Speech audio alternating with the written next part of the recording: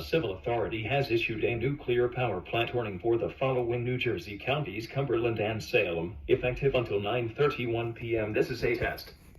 This message is for people in New Jersey only. At approximately 7:20 p.m. today, a routine test of the Salem/Hope Creek nuclear generating station siren system was conducted. Officials from the New Jersey Office of Emergency Management advise that there is no emergency at the Salem/Hope Creek nuclear generating station. For additional information, the public may call the New Jersey Office of Emergency Management Public Inquiry Line at 1-60963-6900 TION2 or refer to their Salem/Hope Creek